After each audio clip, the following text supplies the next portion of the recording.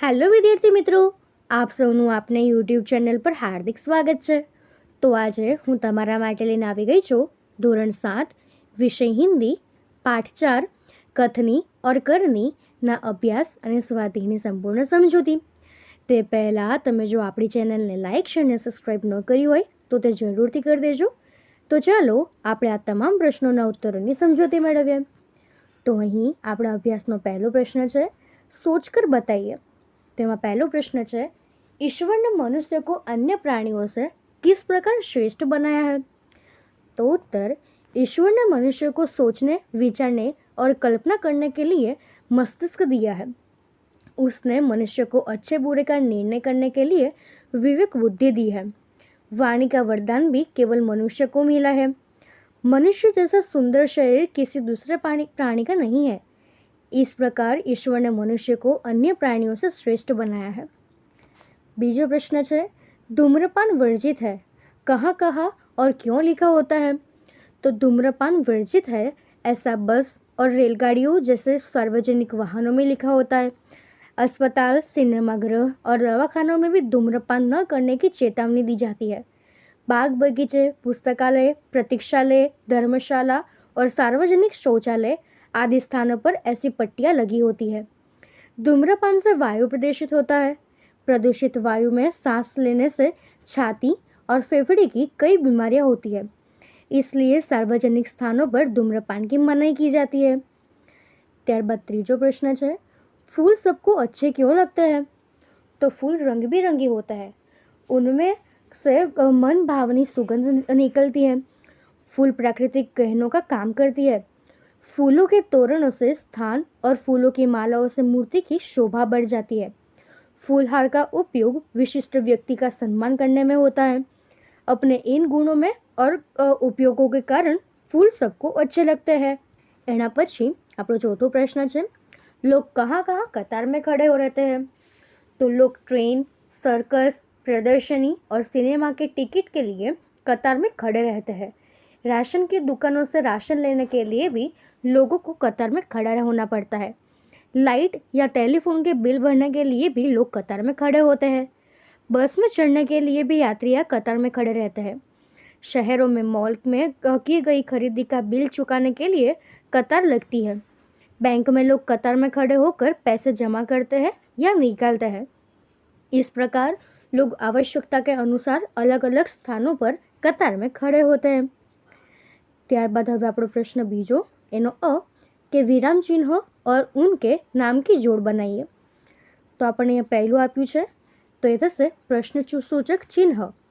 બીજું ચિહ્ન છે તે થશે પૂર્ણ વિરામ।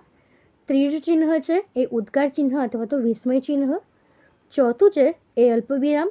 પાંચમું અવતરણ ચિહ્ન અને છઠ્ઠું યોજક ચિહ્ન। તો એના પછીનો પ્રશ્ન બ, वाक्यों को पढ़कर उचित विराम चिन्ह का उपयोग कीजिए। तो यहाँ अपन ने पहलू आप्યું છે फूल तोड़ना मना है, तो फूल तोड़ना मना है एना पछी आ वाळुं चिन्ह आवशे। त्यारबाद वाह कितनी सुंदर दृश्य है, तो ये थशे वाह उद्गार वाक्य, कितना सुंदर दृश्य है उद्गार वाक्य। बसों में लिखा होता है धूम्रपान वर्जित है, तो बसों में लिखा होता है उद्गार वाक्य, धूम्रपान वर्जित है पूर्ण विराम। उसके बाद धारा रात दिन पढ़ती रहती है, तो धारा रात डैश दिन पढ़ती रहती है पूर्ण विराम। पौधे बारिश में ही क्यों लगाए जाते हैं, तो एमां प्रश्नार्थ वाक्य आवशे।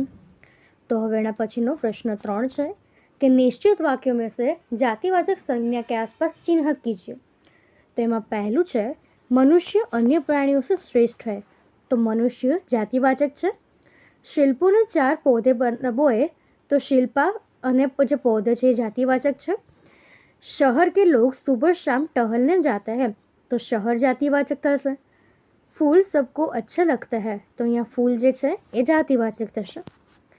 तो यहाँ आपणो चौथो प्रश्न है, कथनी और करनी में समानता रखने में मुश्किलें आती है या नहीं, चर्चा कीजिए। तो यहाँ आपने आप्યું છે, राकेश, चंपक और गीता वार्तालाप करते हुए। राकेश, कथनी और करनी में समानता रखना बड़ा कठिन है, इसमें काफ़ी मुश्किलें आती हैं। चंपक, धन्य है वो लोग जिनकी कथनी और करनी एक जैसी होती है, मुझसे तो यह कभी नहीं हो सकता। गीता, अरे किसी से नहीं हो सकता। मेरी माँ मुझसे सदा सच बोलने के लिए कहती है और वे खुद पड़ोसन आंटी से झूठ बोलती है। राकेश, मेरे पिताजी झूठ बोलने पर मुझे डांटते हैं और जब मकान मालिक किराया मांगने आता है तब मुझसे कहते हैं, जा सेठ से कह दे कि पिताजी घर में नहीं है। चंपक, अरे भाई, जिनकी कथनी और करनी एक होती है वे संत कहलाते हैं। यहाँ न किसी की माँ संत है न बाप। गीता, फिर भी हमें कथनी और करनी समान रखने के लिए प्रयत्न करने चाहिए। जिसकी कथनी और करनी एक होती है उसी मनुष्य का दुनिया में आदर होता है। ત્યારબાદ હવે આપણો 5મો પ્રશ્ન છે, પરિચ્છેદ पढ़कर प्रश्नों के उत्तर दीजिए। तो यहाँ पर परिच्छेद आप्યું છે, आप शुद्ध हृदय से इस बात पर विचार करें कि माता, मातृभूमि और मातृभाषा का आप पर भी ऋण है। एक जननी आपको जन्म देती है, एक की गोद में खेल कूद कर और खा पीकर आप पुष्ट होते हैं और एक आपको अपने भावों को प्रकट करने की शक्ति देकर आपके सांसारिक जीवन को सुखमय बनाता है। जिसका आप पर इतना उपकार है, इसके लिए कुछ करना क्या आपका परम कर्तव्य नहीं है? प्यारे भाइयों, उठो, आलस्य छोड़ो, काम करो और अपनी मातृभाषा की सेवा में तत्पर हो जाओ। इस व्रत का पालन करना तलवार की धार पर चलने के समान है। अत्यंत खेद का विषय है कि आज अधिकांश भारतवासी अपनी मातृभाषा की उपेक्षा करते हैं। वे अंग्रेजी बोलकर अपने अहंकार तथा दूषित मनोवृत्ति का परिचय देते हैं। वो अपनी मातृभाषा का तिरस्कार करता है और उसे कभी देशभक्त नहीं कहा जा सकता। तो पहलो प्रश्न है, हम पर किस किस का ऋण है? तो ये जैसे हम पर माता, मातृभूमि और मातृभाषा का ऋण है। माता का ऋण हमें क्यों अदा करना चाहिए? तो हमें माता का ऋण अदा करना चाहिए क्योंकि उसने हमें जन्म दिया है। किस व्रत का पालन करना अत्यंत कठिन है? तो मातृभाषा पर गर्व करना और उसकी सेवा में तत्पर रहना हमारा कर्तव्य है, परंतु इस व्रत का पालन करना अत्यंत कठिन है। किसे देशभक्त नहीं कहा जा सकता? जो मातृभाषा का तिरस्कार कर अंग्रेजी बोलने में गर्व अनुभव करता है उसे देशभक्त नहीं कहा जा सकता। गद्यांश को उपयुक्त शीर्षक दीजिए। तो તે થશે સચ્ચા દેશભક્ત અથવા માતા, માતૃભૂમિ और માતૃભાષા। તો હવે અહીં આપણા અભ્યાસના તમામ પ્રશ્ન પૂર્ણ થાય છે। તો એના પછીનો આપણો સ્વાધ્યાયનો પહેલો પ્રશ્ન છે, અંદાજ अपना अपना कथनी और करनी में अंतर विषय पर अपने विचार लिखिए। तो मैं मानता हूँ कि कथनी और करनी में एकता रखना वीरों और सज्जनों का काम है। कथनी और करनी उसी को एक ही हो सकती है जो सत्यवादी, निर्भय और साहसी है। चरित्रहीन डरपोक लोग अपनी कथनी और करनी में एकता कभी नहीं रख सकते। बीजू है, कथनी और करनी में अंतर विषय पर अपने दोस्त ने जो विचार लिखे हैं उन्हें पढ़िए। तो इधर से कथनी और करनी में अंतर इस विषय पर मेरे दोस्त ने लिखा है, मैंने बहुत कोशिश की कि मैं जैसा कहूँ वैसा ही करूँ, परंतु मुझे सफलता नहीं मिली। मैंने एक दिन माँ से कहा कि कल मैं सुबह जल्दी उठकर टहलने जाऊँगा। दूसरे दिन माँ मुझे जगाते जगाते थक गई पर मैं नहीं उठा। मेरी कथनी और करनी में हमेशा जमीन आसमान का अंतर रहा है।